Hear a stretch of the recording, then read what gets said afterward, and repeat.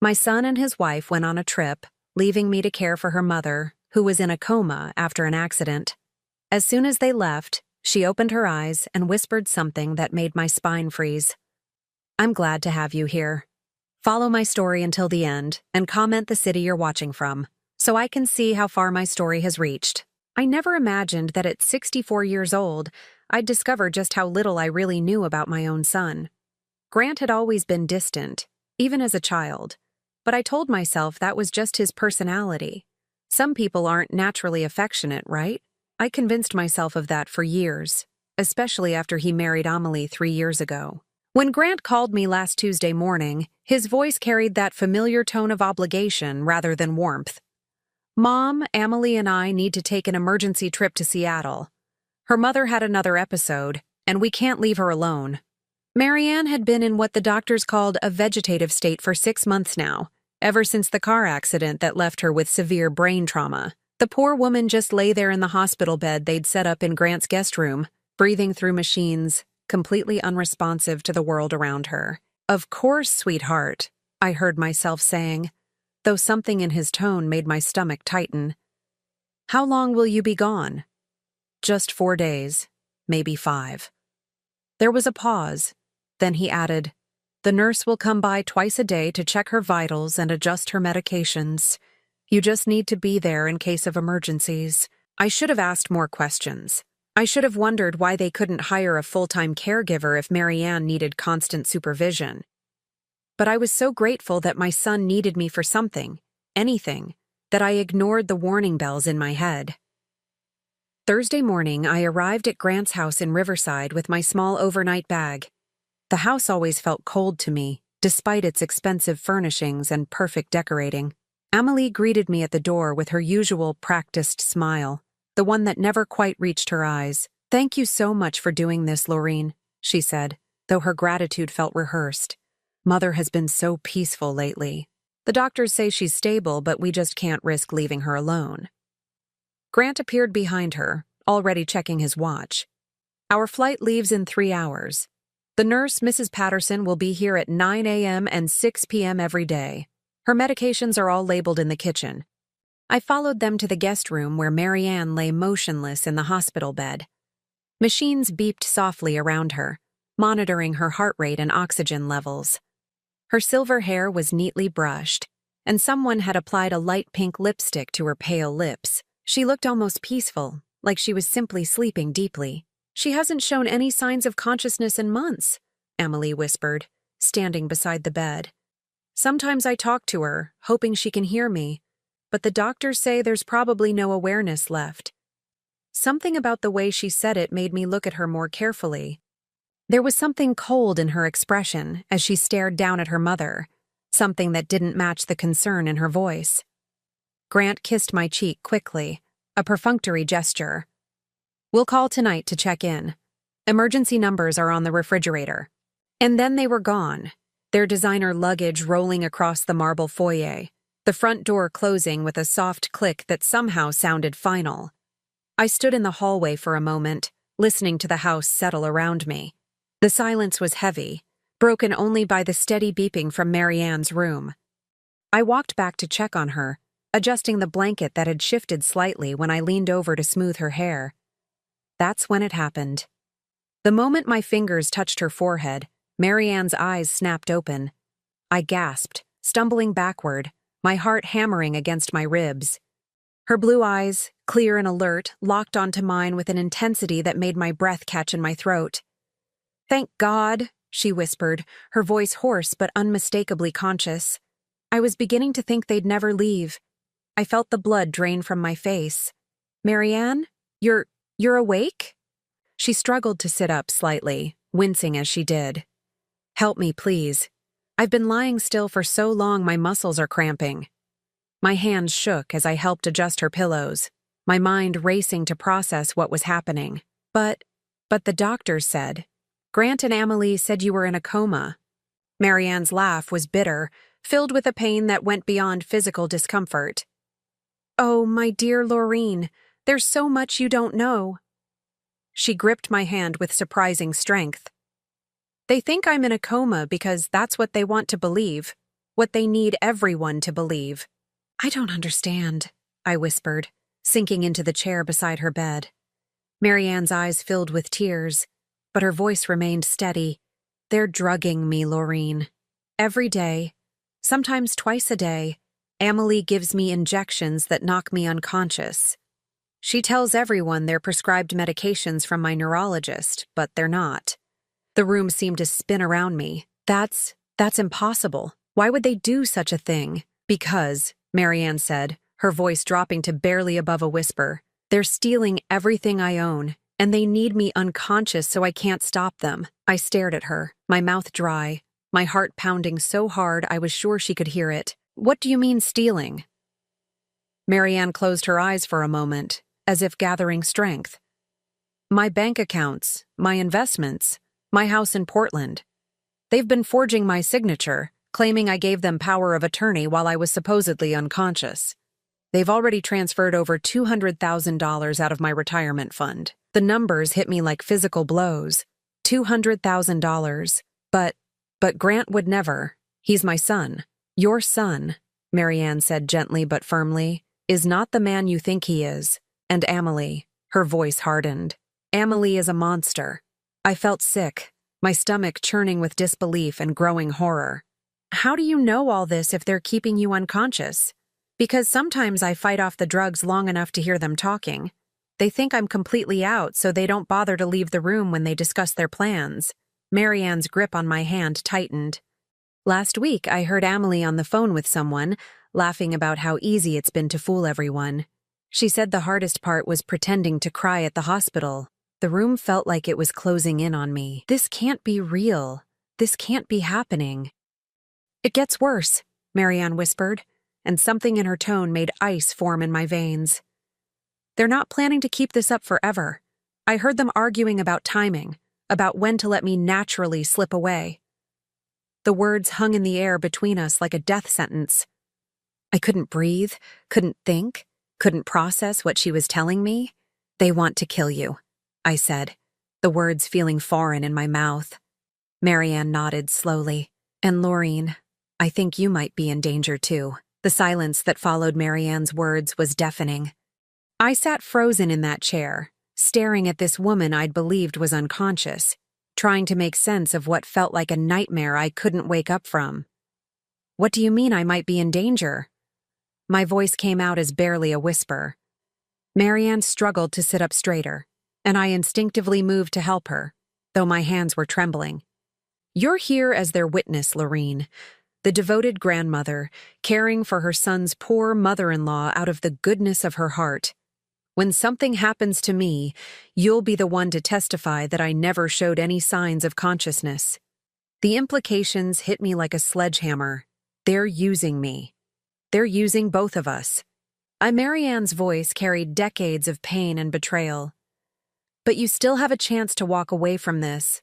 I don't. I stood up abruptly, pacing to the window. The suburban street looked so normal, so peaceful. Children playing on lawns, neighbors walking their dogs. How could such evil exist in a world that looked so ordinary? Tell me everything, I said, turning back to her. From the beginning. Marianne took a shaky breath. The car accident was real. I was unconscious for about a week in the hospital, but when I started to wake up, when the doctors were talking about recovery and rehabilitation, Amelie convinced them I was having setbacks. She said I was agitated, confused, sometimes violent. Were you? No, but she was there for every medical consultation, playing the devoted daughter. She had them believing that moving me home for palliative care was the most compassionate option. Marianne's laugh was hollow. The doctors thought they were helping a family avoid prolonged suffering. I sank back into the chair, my legs too weak to support me. And Grant? Does he know what she's doing? Marianne's expression darkened. Oh, he knows. He's the one who suggested the forgery scheme. Amelie handles the medical manipulation, but Grant is the mastermind behind the financial fraud. The word fraud made my stomach lurch. My son, the boy I'd raised, sung lullabies to, worried about through every scraped knee and broken heart, was a criminal. How long has this been going on? The drugging started about 3 months ago. At first, it was just mild sedatives, supposedly to help with my agitation. But gradually, the doses got stronger. Some days I'd be unconscious for 18 hours straight. Marianne's voice grew stronger as she spoke, as if sharing the truth was giving her back her power. The financial transfers started right after they brought me home from the hospital. Small amounts at first, just a few thousand here and there, but once they realized how easy it was, they got greedy. How much have they stolen? As of last month, when I was conscious long enough to overhear a phone call, they'd moved nearly $400,000 from my various accounts. My house in Portland is up for sale, though I never signed any papers. They forged my signature using some legal loophole about incapacitated family members. $400,000. The number made me dizzy. I thought about Grant's expensive car, the renovations they'd done to this house, Amelie's designer clothes and jewelry. I'd assumed Grant's consulting business was doing well, but now, the nurse that comes twice a day, I said suddenly. Mrs. Patterson, is she part of this? Marianne shook her head. No, she's legitimate. But Amelie times the injections perfectly. She gives me the strongest dose about an hour before each nursing visit. Mrs. Patterson has never seen me anything but unconscious. What about the machines? The monitors? They're real, but they're not connected to any hospital system. They're just monitoring basic vital signs. As long as my heart is beating and I'm breathing, everything looks normal to anyone who doesn't know what to look for. I felt a chill run down my spine. You said they're planning to let you naturally slip away. What does that mean? Marianne was quiet for a long moment, and when she spoke, her voice was steady despite the tears in her eyes. I overheard them discussing it 2 weeks ago. Amelie was researching how to gradually increase dosages to cause respiratory failure. She found some medical forums discussing how certain drug combinations can cause what looks like natural complications in coma patients. The room felt like it was spinning. They're planning to murder you. Yes, and they're going to make it look like a tragic but expected outcome. The family did everything they could, but sometimes these things just happen. Marianne wiped her eyes with the back of her hand. Amelie has already started talking to Mrs. Patterson about how my breathing has seemed more labored lately, how my color isn't quite right. She's laying the groundwork. I jumped up again, unable to sit still. We have to call the police. We have to stop this. With what proof? Marianne asked gently. It's my word against theirs. The medical records all support their story. The financial transfers were all done with forged signatures that look legitimate. And I'm supposed to be in a vegetative state. But you're conscious now. You can tell them what really happened. Can I? Or am I just a confused old woman with brain damage making wild accusations against her devoted family? Marianne's voice carried the weight of someone who'd thought through every possible scenario. Amelie has been very careful to establish a paper trail showing my supposed mental decline. She's even had me diagnosed with early-stage dementia based on behaviors she reported to doctors. The systematic nature of their deception was breathtaking. How long do you think we have? Based on what I overheard, they're planning to start the final phase when they get back from this trip.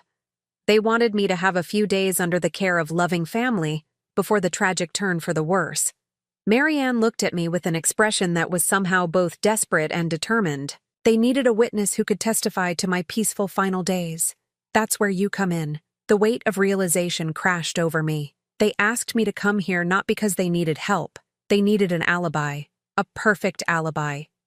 Grant's devoted mother, who loved his wife's family enough to sacrifice her own comfort to help care for an unconscious woman. Who better to vouch for their dedication and grief when I finally succumbed to my injuries? I felt nauseous. All those times Grant called me over the past few months, asking how I was doing, if I needed anything. I thought he was finally growing closer to me.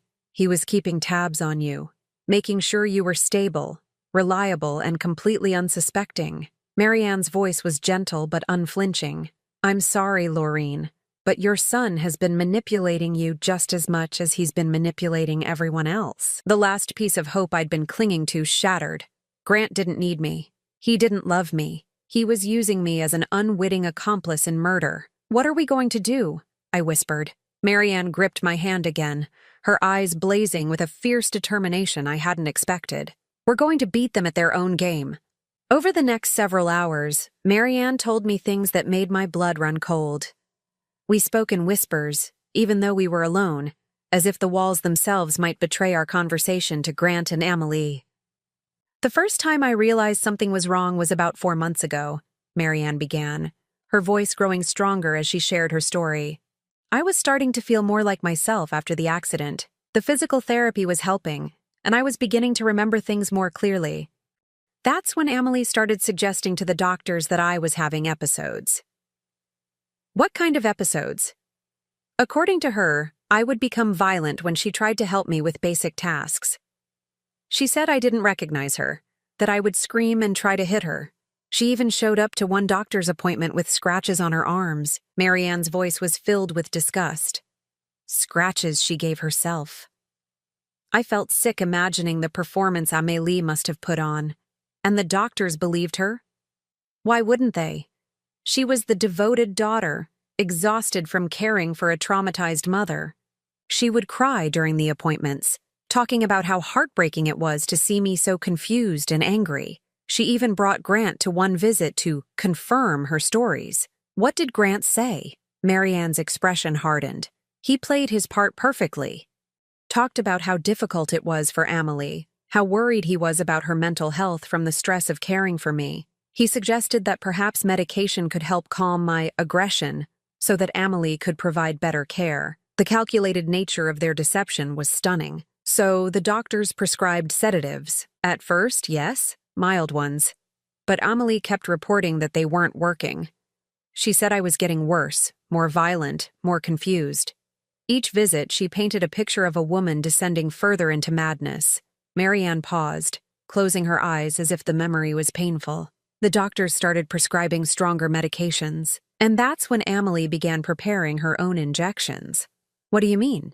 She would show the doctors the prescription bottles, let them see that she was following their instructions, but she was also adding her own concoctions. Drugs she was somehow getting elsewhere. Marianne's voice dropped. I think she has connections from her previous job. Previous job? She used to work at a rehabilitation facility for elderly patients.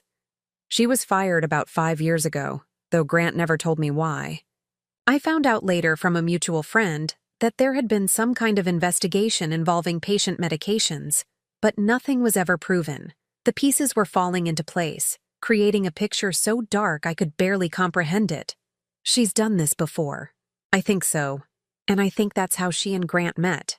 Not at the coffee shop like they told everyone, but through some connection related to her work with vulnerable elderly patients.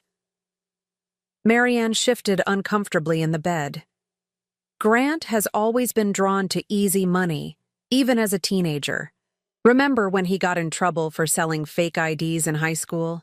I did remember, though I'd tried to forget.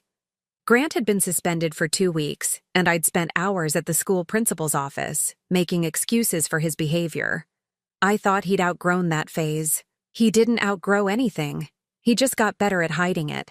Marianne's voice was filled with a sadness that went beyond her own situation. Laureen, I need you to understand something. This isn't just about money for them. They enjoy it.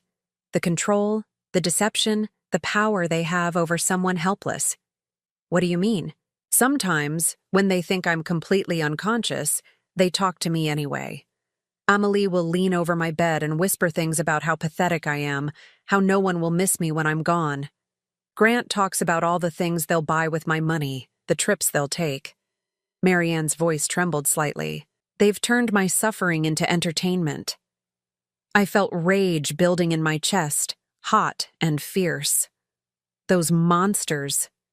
Last week, when they thought I was deeply sedated, I heard them discussing timeline. They want to wrap this up before the holidays because they've already booked a cruise to the Mediterranean. They're using my money to pay for it, and they want me dead so they can enjoy it without worry. A cruise? The casual nature of it, the way they were planning to celebrate her murder, made me feel physically ill. $15,000 for a month-long luxury cruise.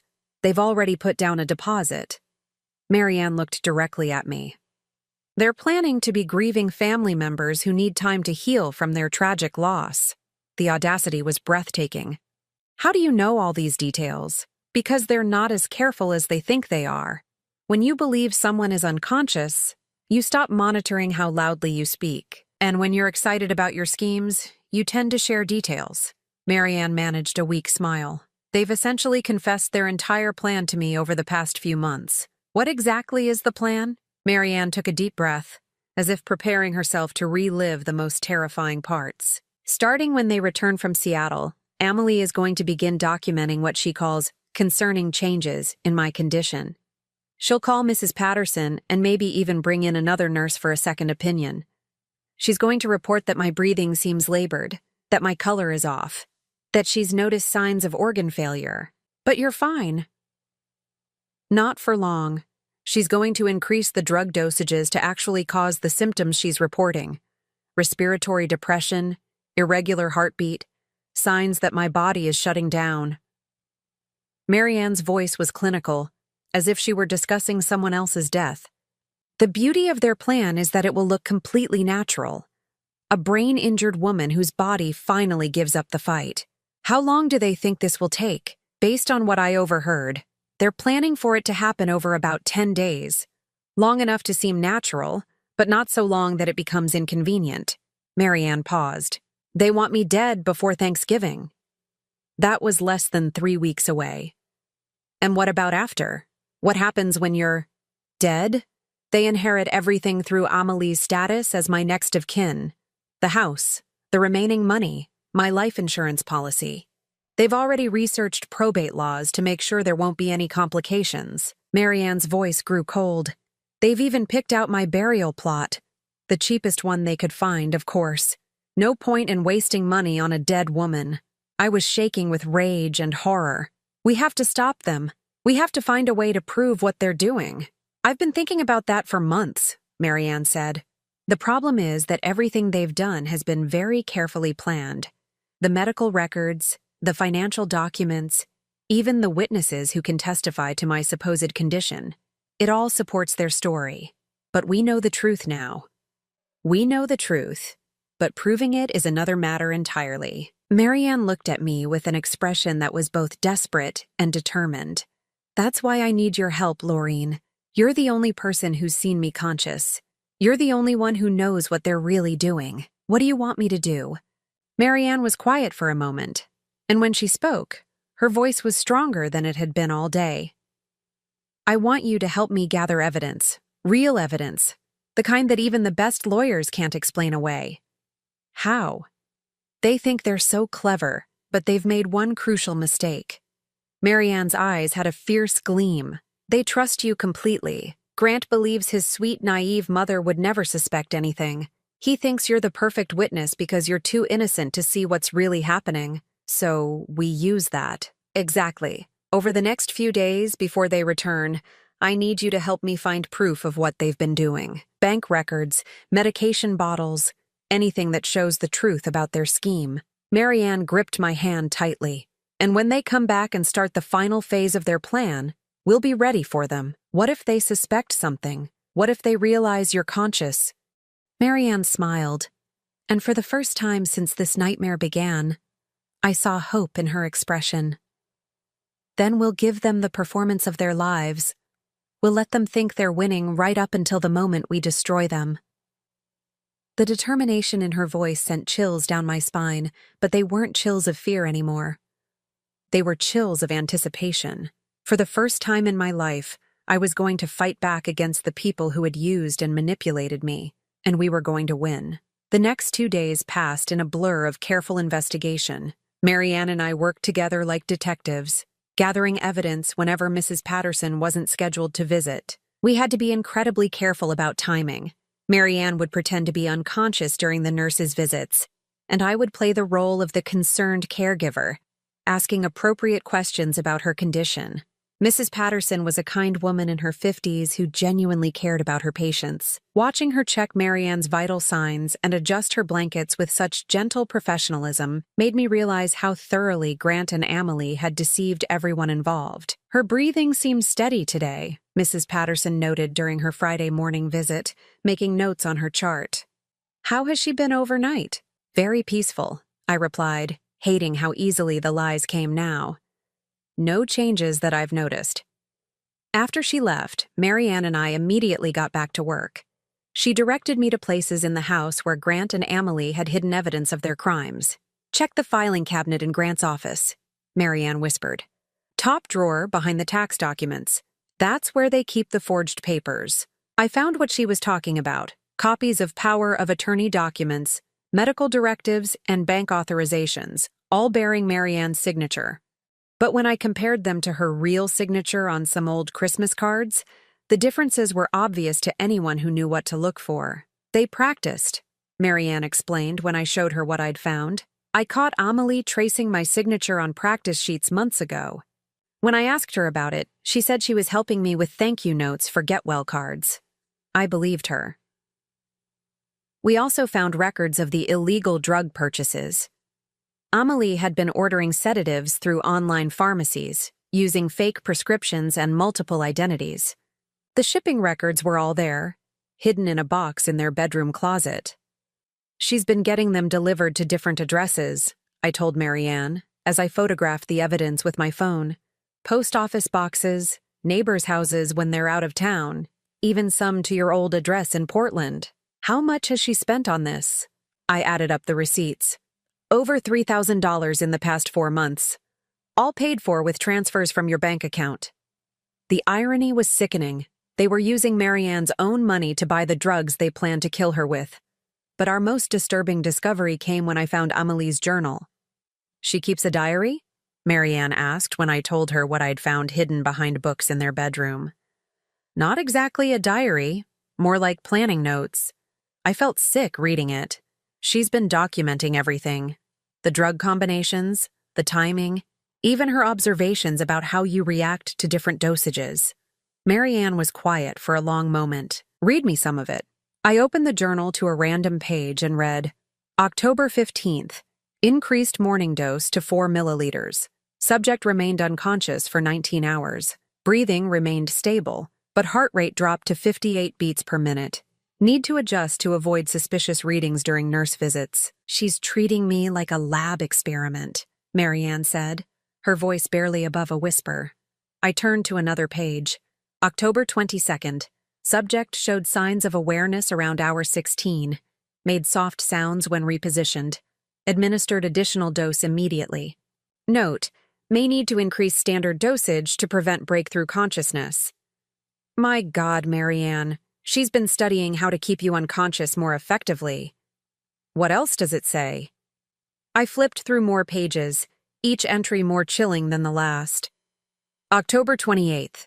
Discussed timeline with G. Agreed to begin final phase after Seattle trip. Will document declining condition starting November 1st. Estimate 10 to 12 days for complete respiratory failure. G excited about December cruise. Suggested upgrading to suite with our windfall. Marianne closed her eyes, but not before I saw tears forming. They're talking about my death like it's a vacation planning meeting. The final entry was the worst. November 2nd, L will be perfect witness to final days. Her testimony about peaceful final weeks will be crucial for any insurance investigations. G says his mother has always been easy to manipulate. She'll never suspect anything. Looking forward to finishing this and moving on with our lives. I set the journal down, my hands shaking with rage. She calls you the subject and me L like we're not even human beings. Because to them we're not. We're just obstacles to overcome and tools to use. Marianne opened her eyes, and I was surprised to see determination rather than despair. Did you photograph all of it? Every page. Good. Now we need to put everything back exactly where we found it. We can't let them know we've discovered their plans. We spent the rest of Friday carefully replacing all the evidence, making sure everything was positioned exactly as we'd found it. Marianne coached me on how to act natural when Grant and Amelie returned. Remember, you've been caring for an unconscious woman for 3 days. You should seem tired, maybe a little overwhelmed. Ask them lots of questions about my condition and what to watch for. Act like the concerned, slightly anxious mother-in-law. Saturday morning, Mrs. Patterson made her usual visit. As she checked Marianne's vitals, she made a comment that sent chills down my spine. "Has anyone else been giving her additional medications?" she asked, studying her charts. "Her heart rate seems a bit slower than usual." My mouth went dry. "Just what's on the schedule you gave me." Mrs. Patterson frowned slightly. Well, these things can fluctuate. I'll make a note for her primary care physician." She looked at me with concern. "How are you holding up, dear? This can't be easy." "I'm managing," I said, though inside I was screaming. She was seeing the effects of Amelie's drugs without realizing what they really were. After she left, Marianne and I discussed what the nurse's observations might mean. "They've been dosing you even when they're not here," I realized. "There must be some kind of delayed release system." "Check the IV bag," Marianne suggested. "Amelie changes it every day before the nurse visits, but she might have added something to this one before they left." I examined the IV setup and found what looked like a small additional chamber attached to the main line, almost invisible unless you knew what to look for. "That's it," Marianne said when I described it to her. "She's been giving me extended doses through the IV. That's why I've been having trouble staying conscious for longer periods. Should I remove it?" "No. If Mrs. Patterson notices a change in my vitals before Grant and Amelie return, it might raise questions we're not ready to answer yet. We were running out of time to prepare. Grant had texted that morning to say their flight was delayed, but they'd be home by Sunday evening. That gave us less than 36 hours to finalize our plan." "What exactly are we going to do when they get back?" I asked. "We're going to let them start their final phase exactly as planned," Marianne said. "But this time we'll be recording everything." Sunday afternoon, my phone rang. Grant's name appeared on the screen, and my heart started pounding. "Hi, sweetheart," I answered, forcing my voice to sound normal. "Mom, change of plans.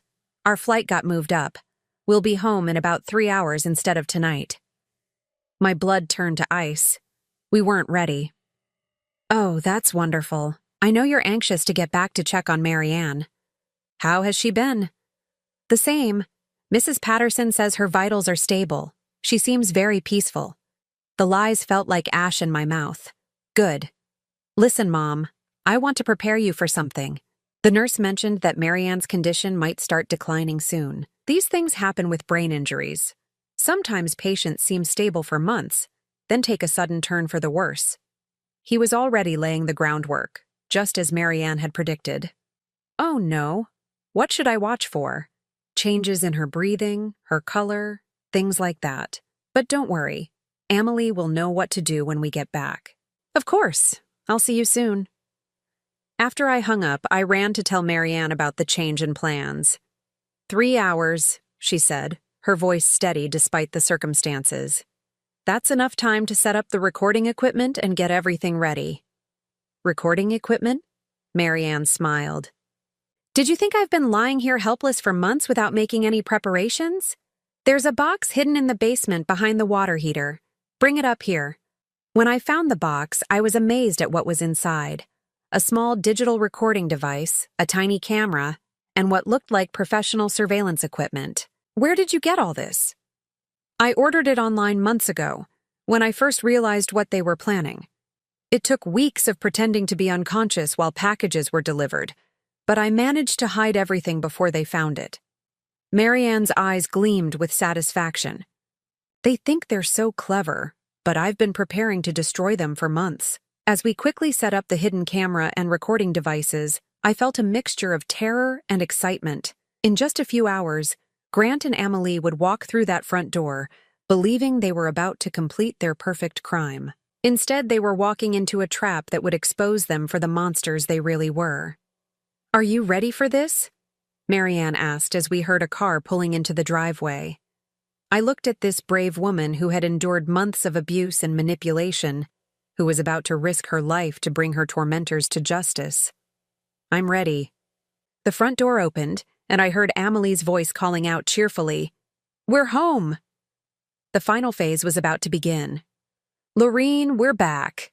Amelie's voice carried that same artificial sweetness I'd grown to recognize as a warning sign. I heard their footsteps in the hallway. the rolling of suitcase wheels across the marble floor. Marianne squeezed my hand once, then immediately went limp, her eyes closing as she slipped back into her performance. The transformation was so complete, so convincing, that for a moment I almost believed she really was unconscious. "How is she?" Grant asked as he appeared in the doorway. His face showed what looked like genuine concern, but now I could see the calculation behind his expression. "Very peaceful," I said, standing up from the chair beside Marianne's bed. "Mrs. Patterson was here this morning. She said her vitals were stable, but mentioned that her heart rate seemed a little slower than usual." I watched Amelie's face carefully as I said this. There was a flicker of something, satisfaction, before she arranged her features into an expression of worry. "Oh dear," she murmured, moving to Marianne's bedside. "Sometimes that can be a sign of changes in her condition." She placed her hand on Marianne's forehead with theatrical tenderness. "Poor mother. She's been fighting so hard for so long." Grant moved to stand beside his wife, and for a moment they looked like a devoted couple concerned about their loved one. If I hadn't known the truth, I might have been moved by their apparent grief. "The nurse mentioned that we should watch for any changes," I said carefully. "What exactly should I be looking for?" "Well," Amelie said, still stroking Marianne's hair with fake affection, "with brain injuries like mother's, sometimes patients can take sudden turns for the worse. Their breathing might become labored, their color might change. It's all part of the natural progression of her condition." The way she said natural progression made my skin crawl. She was already preparing the narrative for Marianne's murder. "Is there anything we can do to help her?" I asked, playing my part as the concerned but naive mother-in-law.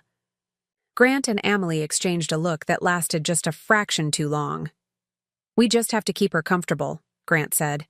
"Make sure she's not in any pain. The medications help with that," Amelie added. "I'll need to adjust her dosages based on how she's been responding while we were gone." I felt my pulse quicken. This was it. They were about to begin the final phase of their plan. Should I stay to help? I could take time off work. "That's so thoughtful of you, Mom," Grant said, and for a split second I almost believed the warmth in his voice was real. "But you've already done so much. You should go home and get some rest." "Actually," Amelie interrupted, her voice taking on a sharper edge, "maybe Laureen should stay tonight, just to make sure everything goes smoothly as we transition back to our normal routine." Grant looked at her with surprise. This wasn't part of their original plan. "Amelie, I think Mom has done enough." "No, I insist." Amelie's smile didn't reach her eyes. "Families should be together during difficult times." Something in her tone sent alarm bells ringing in my head. This wasn't about wanting my help. This was about control. "Of course I'll stay," I said, trying to keep my voice steady. "Whatever you need." Over the next few hours, I watched them settle back into their routine with mounting horror. Amelie checked and rechecked Marianne's medications, making careful notes about dosages and timing. Grant spent time on his laptop, and I caught glimpses of what looked like travel websites and bank statements. During dinner, takeout Chinese food eaten mostly in silence, Grant's phone buzzed with a text message. He glanced at it and smiled in a way that made my stomach turn. "Good news?" Amelie asked. "The cruise line confirmed our upgrade. Penthouse suite with a private balcony." He looked at me and added casually, "We're taking a long vacation after the holidays. We've been under so much stress with Marianne's condition." "That sounds wonderful," I managed to say. "You both deserve a break." The casual way they discussed their murder vacation while sitting just yards away from their intended victim was breathtaking in its cruelty. Later that evening, as we sat in the living room, Amelie began what sounded like a rehearsed conversation. "Laureen, I want you to know how much it means to us that you've been so involved in Mother's care," she said. "It shows what kind of person you are." "She's always been dependable," Grant added, reaching over to pat my hand. "Even when I was growing up, Mom was always there when we needed her." The irony of his words wasn't lost on me. I had been there when he needed me, to provide alibis for his crimes. "I just want to help," I said softly. "You have helped. More than you know." Amelie's voice dropped to a more serious tone. But I need to prepare you for what might happen over the next few days. The doctors have warned us that Mother's condition could deteriorate quickly. What do you mean? Grant leaned forward, his expression grave. Sometimes with brain injuries, patients seem stable for months, then suddenly take a turn.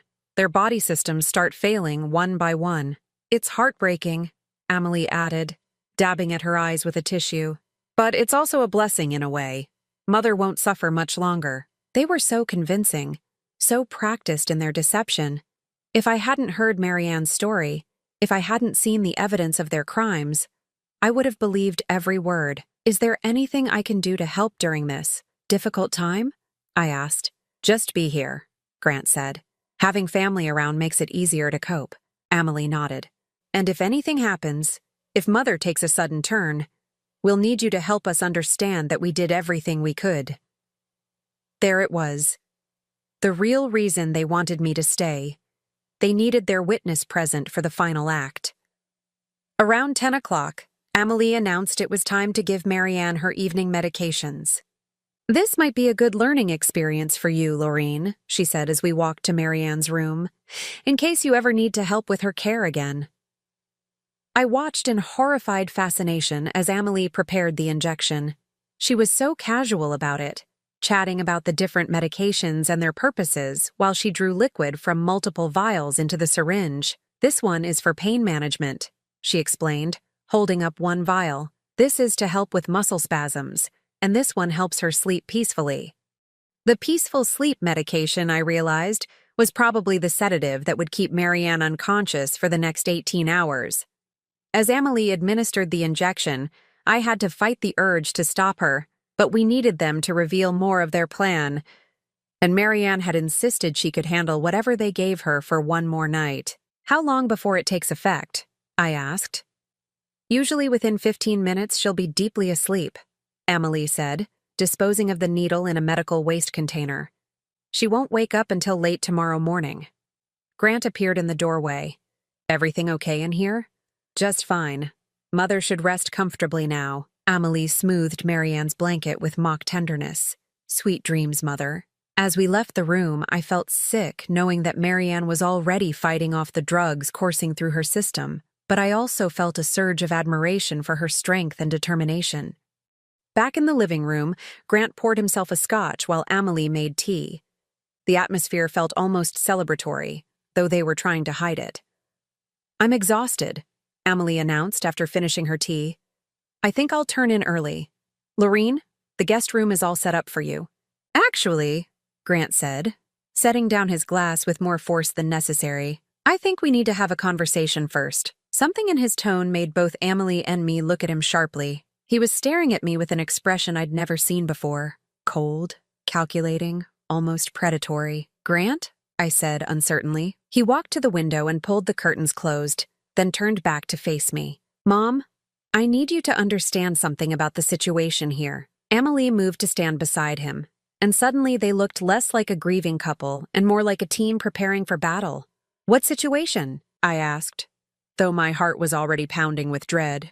The situation with Marianne's condition, Grant said slowly, and your role in what's going to happen over the next few days. I don't understand.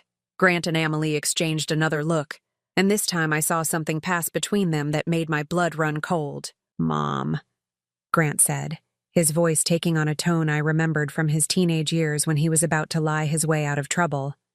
Marianne is going to die this week, and you're going to help us make sure no one asks any uncomfortable questions about it.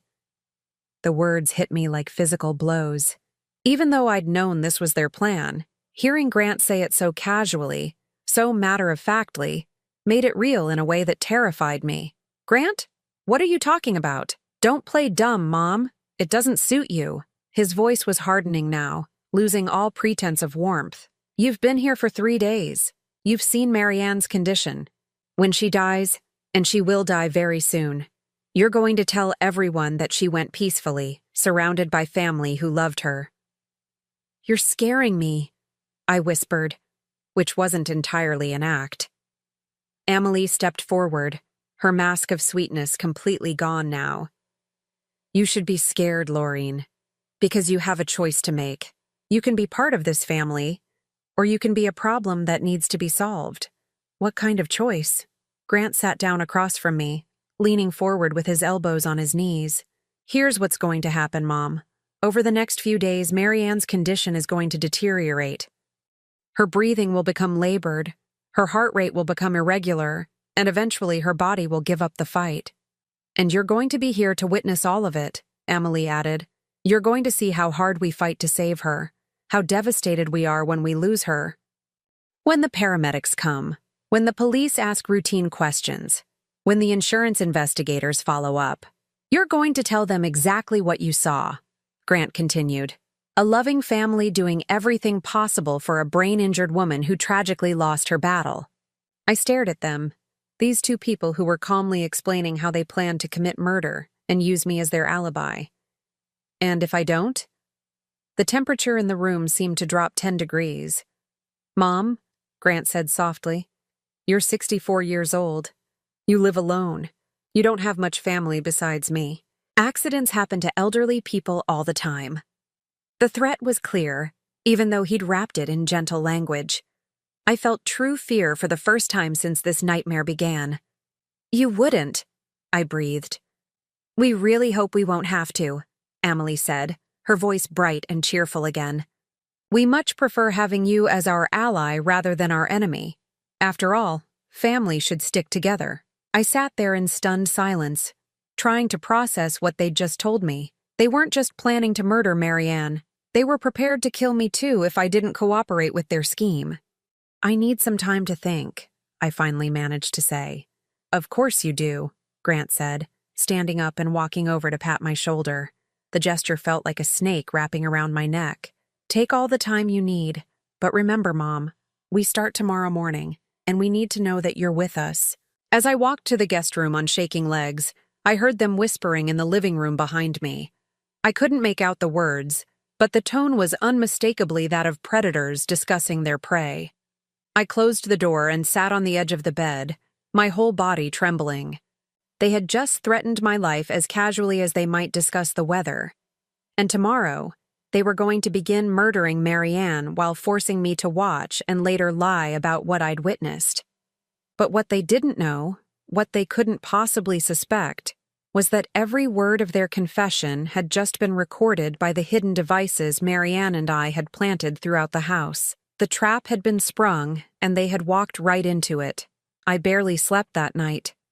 Every sound in the house made me jump, wondering if Grant and Emily had decided I was too much of a risk to keep alive until morning.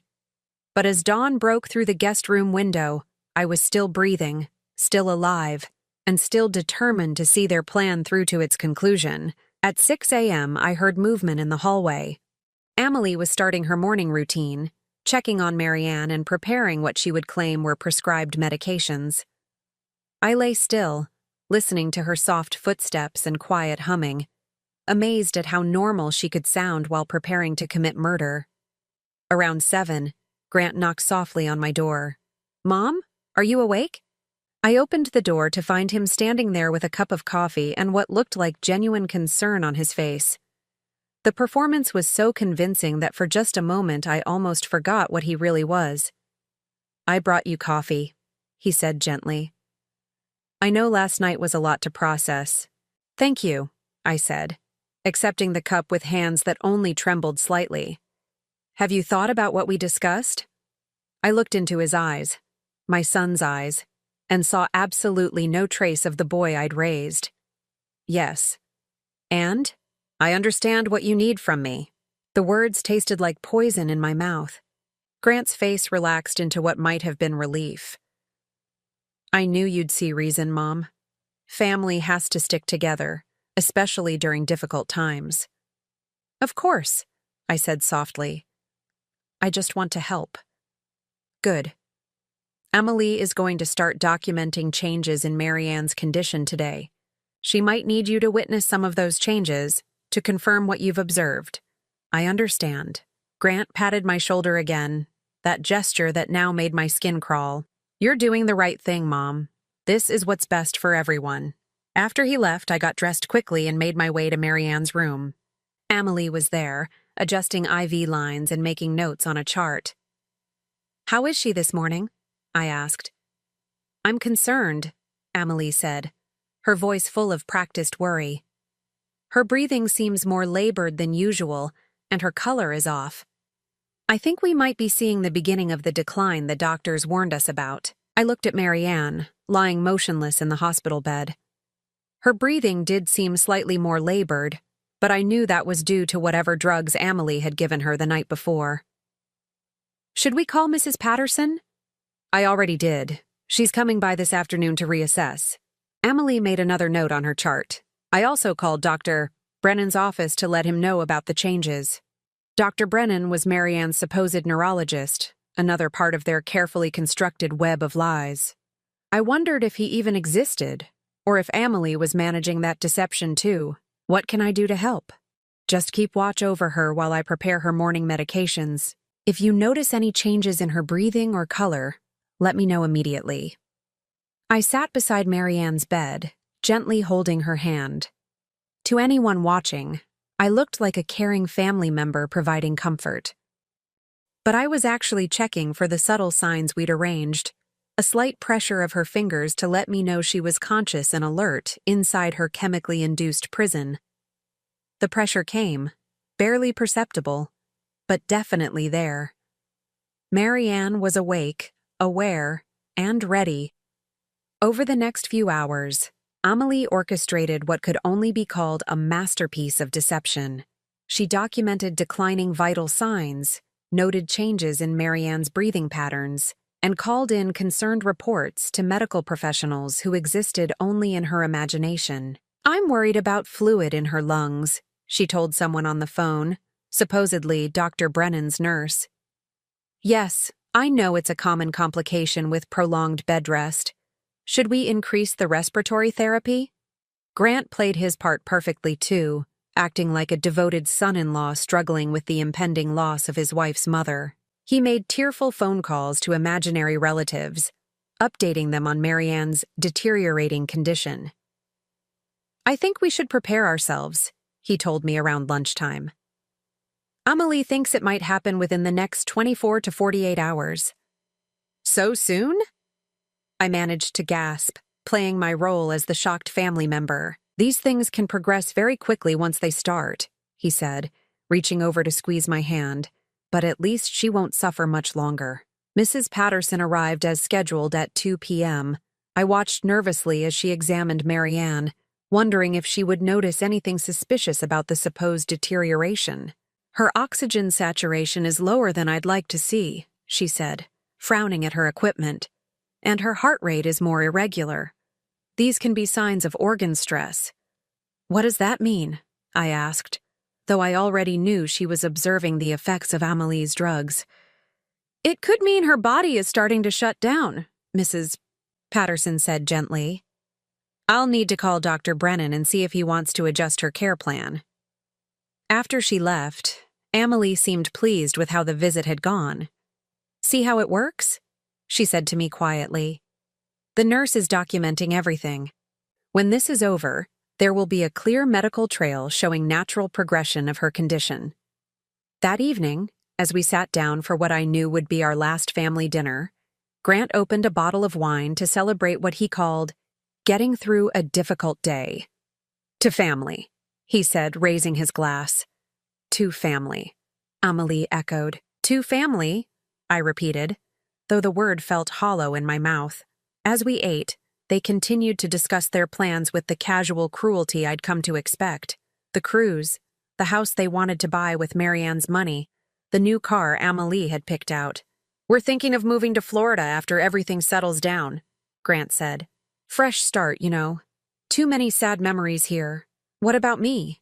I asked, playing into their assumption that I would be part of their ongoing deception. Grant and Amelie exchanged one of their looks. We were hoping you might come visit us often, Amelie said sweetly. Maybe even relocate eventually. Family should stay close, especially after going through something traumatic together. They wanted to keep me close where they could monitor me, make sure I never decided to tell the truth about what I'd witnessed. That sounds wonderful, I said, smiling at them both. Around 9 p.m., Amelie announced it was time for Marianne's evening medications. "This might be the last dose we give her," she said quietly. "I'm going to increase the respiratory suppressants. If her body is already struggling, this should ease her transition." Transition, such a gentle word for murder. I followed them to Marianne's room and watched as Amelie prepared what I knew was a lethal cocktail of drugs. She was more careful this time, measuring precise amounts and making detailed notes about dosages. "This is a merciful thing we're doing," she said as she drew the mixture into a syringe. "She's already gone, really. We're just helping her body catch up to what her mind already knows." Grant nodded solemnly. "It's what she would have wanted." As Amelie moved toward Marianne's IV line with the syringe, I felt my heart pounding so hard I was sure they could hear it. This was the moment we'd been waiting for, the final proof of their intent to commit murder. "Wait," I said suddenly. They both turned to look at me, Amelie's hand frozen halfway to the IV port. "I want to say goodbye first," I said, moving to Marianne's bedside. In case she doesn't wake up." "Of course," Grant said softly. "Take your time, Mom." I leaned over Marianne, pretending to whisper final words of comfort, but what I actually whispered was, "Now." Marianne's eyes snapped open. The effect was electric. Amelie screamed and dropped the syringe, its contents spilling across the floor. Grant stumbled backward, his face turning white with shock. "Hello, Amelie," Marianne said, her voice clear and strong as she sat up in bed. "Surprised to see me awake?" For a moment, no one moved. The three of us stared at Marianne as if she had risen from the dead, which, in a way, she had. That's impossible," Amelie stammered. "You've been unconscious for months. Your brain damaged. You can't what? Can't think? Can't remember? Can't plan?" Marianne swung her legs over the side of the bed with surprising grace. "Oh, my dear Amelie, I remember everything. Every injection, every forged signature, every dollar you stole." Grant found his voice. "This is impossible. You're having some kind of episode. You're confused. Am I?" Marianne reached over to the bedside table and picked up a small recording device. "Then perhaps you can explain this." She pressed play, and suddenly the room filled with their own voices from the previous evening. "Marianne is going to die this week, and you're going to help us make sure no one asks any uncomfortable questions about it." Grant's face went from white to gray. Amelie looked like she might faint. "Keep listening," Marianne said calmly. The recording continued. "Over the next few days, Marianne's condition is going to deteriorate.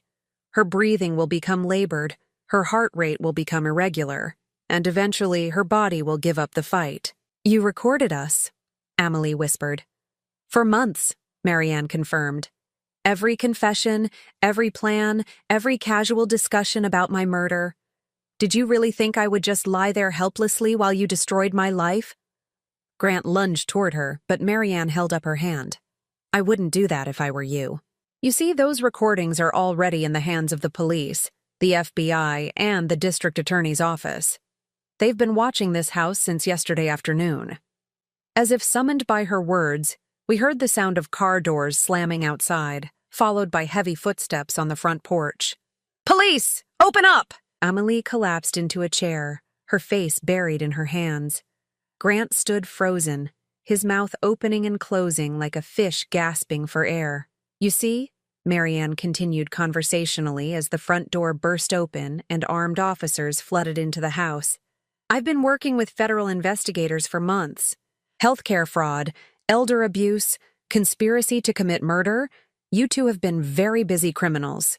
The officers appeared in the doorway, weapons drawn. "Nobody move! Hands where we can see them!" Grant and Amelie were handcuffed and read their rights while I watched in amazement. The nightmare was finally over. As they were led away, Grant looked back at me with something like betrayal in his eyes. "Mom, how could you do this to your own son?" I stared at him, this stranger who had never really been my child, and felt nothing but relief.